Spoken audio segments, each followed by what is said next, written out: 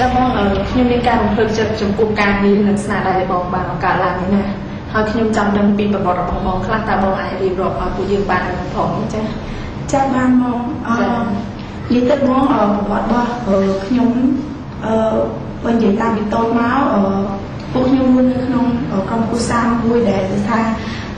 ស្ថានភាពរស់នៅគេថាធនមធ្យមណាបងចាដល់ពេលថ្ងៃមួយទៅពេលនោះខ្ញុំអាយុខ្ទង់ប្រហែលជា16 17ឆ្នាំណាបងចាពេលហ្នឹងក្រុមគ្រួសារខ្ញុំជួបប្រទះនៅភាពលំបាកមួយដោយសារ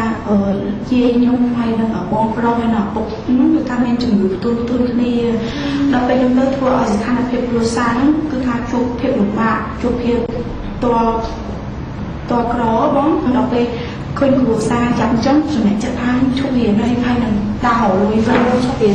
ណាខ្ញុំឈប់រៀននោះដូចជាថ្នាក់ទី10បងកាលហ្នឹងចាប្រឡងហើយទៅនៅសេកែវកាលហ្នឹងបងពួកខ្ញុំនឹងនាំគ្នាទៅបែកប្រគួតបែកផលិតអីចឹងយកទៅលក់បង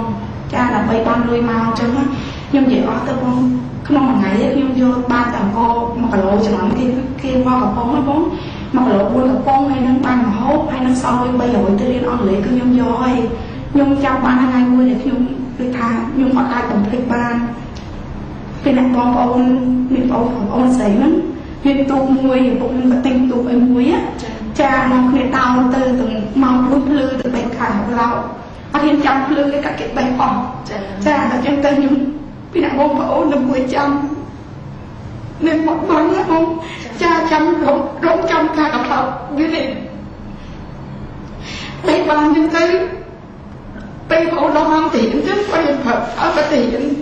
ហើយខ្ញុំទៅទូកថាកផ្លោផលិតទាំងអស់គ្នាទៅលក់នៅផ្សារដើម្បីបានទៅថាអួយទាំងកោឲ្យមហូបចឹងណាបងតែរហូតដល់លក់បានតាម4ឆ្នាំដល់ពេលខ្ញុំលក់តកួននឹងសុកទៅលើគេល្បីថាមានចិនចំនួនហ្នឹងគេថាជនជាតិចិនកូរ៉េទៅមកបើកបញ្ចាក់កាត់ដេរថ្មីហ៎បងចាគេថាត្រូវការអ្នកចេះកាត់ដេរពេលហ្នឹងខ្ញុំលើចឹងខ្ញុំរត់ទៅដាក់ដំងគេឲ្យដល់ពេលខ្ញុំធ្វើតែទៅបងដូចថាសំណាងរបស់ខ្ញុំដែរខ្ញុំធ្វើតែជាប់ហើយខ្ញុំមិនដែរចិត្តផងពីមុនមកសោះប៉ុន្តែយើងមើលគេអ្នកចិត្តខាងយើងខ្ញុំផងបានពេលហ្នឹងខ្ញុំតកាយកូរ៉េនេះគាត់ឲ្យគេខែខ្ញុំខែ$35ពេលហ្នឹងខ្ញុំអមមែនតើបងខ្ញុំកាន់លុយ$35ខ្ញុំតាមពីរោងចក្រលោដល់ផ្ទះពេលហ្នឹងខ្ញុំសប្បាយចិត្តមែនតើចុះទៅខ្ញុំថាដូចគួរសមខ្ញុំក៏សុំម៉ែទៅរៀនសាលាអង់គ្លេសល្អជាងនឹងបន្តិចពេលខ្ញុំទៅរៀនហ្នឹងក៏មានមិត្តភក្តិមួយទៀតថានៅហាងនៅមាត់ទន្លេហាងកន្លងគេធ្វើការអ្នករត់តុចេះភាសាខ្ញុំលើចឹងទៅទៀតចាដល់ពេលចឹងទៅក៏ខ្ញុំធ្វើ2 3កន្លែងរហូតមកដល់អតាមួយឈ្មោះ Walkabout ហ្នឹងអតាបោះប្តីខ្ញុំមួយថ្ងៃហើយមុននឹងគាត់មកនោះខ្ញុំធ្វើដូចជា2ឆ្នាំមុនដែរតកែទី1ទី2ទី3ដល់ពេលទី4ហ្នឹងគឺប្តីខ្ញុំនឹងតែម្ដងចាដល់ពេលតកែទី4ហ្នឹងមានអារម្មណ៍ថាដូចគ្នាណាតកែមុនចឹងគាត់ថាហ្នឹងប្រហែលជាគាត់បាត់នៅប្រហែលយូរទេមកទៅខ្ញុំមានអារម្មណ៍ចឹងណា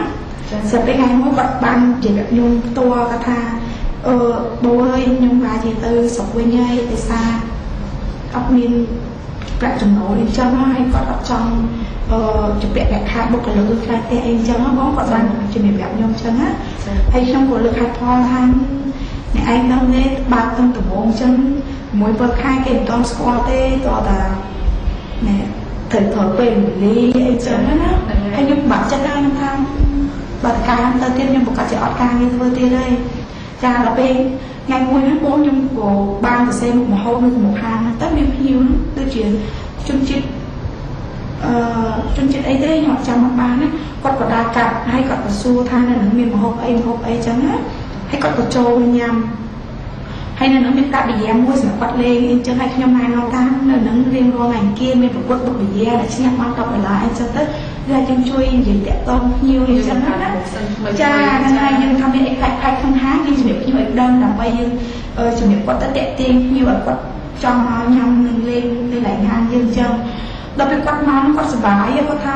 តើការច្រឡំបុគ្គលិករស់រាយមកឆ្ងាញ់ណាស់ដល់ចឹងទៅគាត់បានប្រាប់តគ្នាទៅធ្វើឲ្យភ្ញៀវនឹងមករហូត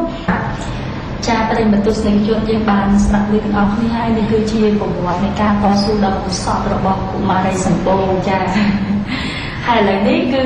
ក្រៅពីការតស៊ូការព្យាយាមស្វែងរកការងារតាំងពីនៅក្មេងឥឡូវនេះគឺការតស៊ូមិនអត់តម្លៃទេគឺគាត់បានខ្លាយទៅជាម្ចាស់កសិដ្ឋានដ៏ធំដែលយើងបានឃើញហើយនៅខេត្តកំពតចាហើយគាត់ជាម្ចាស់ឧបជំនាញដ្ឋាននិងសណ្ឋាគារដ៏ធំមួយដែរស្ដាប់ទៅយកចិត្តមែនតើហើយចង់ដឹងថាកន្លែងនោះវាអត់ទាន់ទេនិយាយទេហើយគាត់មកមិនបានជួបជាមួយនឹងថៅកែនឹងហើយបាននិយាយការជាមួយគ្នានិយាយទៅបងពេលដែលខ្ញុំធ្វើការឲ្យគាត់នឹងដូចថាឃើញគ្នាប្រកល្ងាចចឹងសួរពេលខ្ញុំហងឯងក៏ឆ្ងល់ថាឲ្យនិយាយថាយើងស្ដាយគ្នាពីពេលណាគាត់ក៏អត់ដឹងខ្ញុំក៏អត់ដឹងថាយើង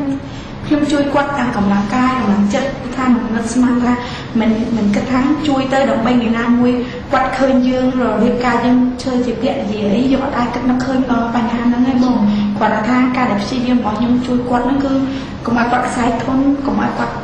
ទៅស្រុកវិញខាច់ខ្ញុំអត់ខ្ញុំអត់ការធ្វើចាគឺជួយគាត់ហ្នឹងគឺគិតថាដើម្បីប្រយោជន៍យើងដែរចាពេលនេះនិយាយទៅប្រហែលជា3ឆ្នាំបងបានយើងឈានដល់រៀបអាពាហ៍ពិពាហ៍ហើយខ្ញុំសប្បាយចិត្តមែនទែនគាត់ថាអាចមើលចិត្តគ្នាអាយុបានថាយើងមិនចង់ឲ្យគិតខ្លីការលឿនហើយយើងបែកបាក់ក្រោយគាត់ថាបែកបាក់គ្នាមិនតាមការភាសាជាងបែកបាក់ពេលការហើយចានិយាយទៅបងហាងតូចមួយរបស់ខ្ញុំនឹងតម្រាំដងថ្ងៃនេះគឺមានជួបអនុស្សាវរីយ៍ក៏ដូចជាបទពិសោធន៍សម្រាប់ជីវិតខ្ញុំផ្ទាល់ច្រើនដែលខ្ញុំរហូតដល់មានដល់ថ្ងៃនេះគឺខ្ញុំឆ្លងកាត់នៅបទពិសោធន៍ច្រើនខ្ញុំចំពោះហាងនោះមួយគឺថាដូចថាជា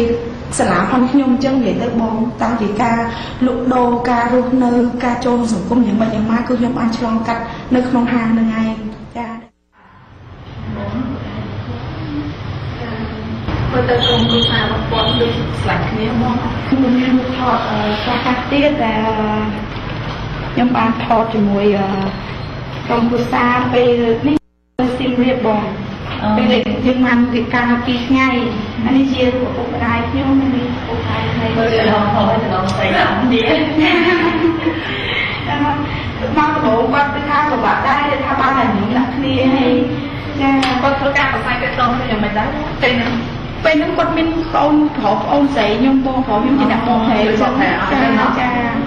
ចាហើយខ្ញុំក៏ចង់ដឹងដែរបងនៅវ័យក្មេងអញ្ចឹងហើយបងអាចបង្កើតនៅជំនួយដែលទទួលបានជោគជ័យដល់ថ្ងៃនេះណាតើបងមានបទពិសោធន៍នៅយុទ្ធសាស្ត្រអ្វីខ្លះដើម្បីឲ្យការងារនឹងដំណើរការល្អនិងមិនបរាជ័យបង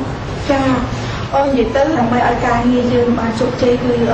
ទាមទារយើងមានការអត់ធ្មត់ហ្មងចាហើយយើងគិតប្រយ័ត្នខ្លួនជាធំចាហើយមិនដូចថាកន្លងមកនោះថាពេលដែលគេមានកម្មវិធី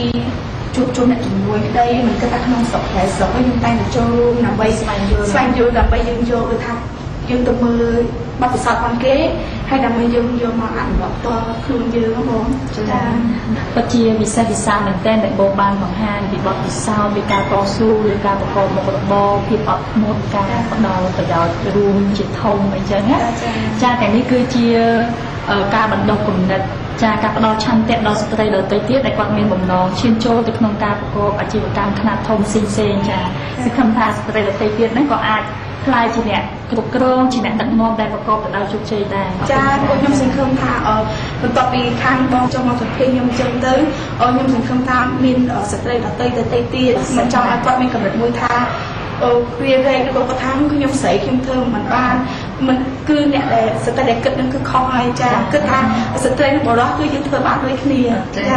ខ្ញុំក៏ដូចគ្នាផងដែរសូមអរគុណបងស្រីហើយក៏សូមជូនពរឲ្យបងស្រីមានសុភមង្គលក្នុងគ្រួសារហើយក៏មានភាពរីកចម្រើនជាមួយនឹងមុខជំនួយនៅទីក្រុងភ្នំពេញទាំងសន្តាគារហើយនៅភោជនីយដ្ឋានព្រមទាំងកសិដ្ឋាននៅក្នុងវត្តហ្នឹងសូមឲ្យបងមានភាពរីកចម្រើនកាន់តែខ្សែជាមួយចាអរគុណបង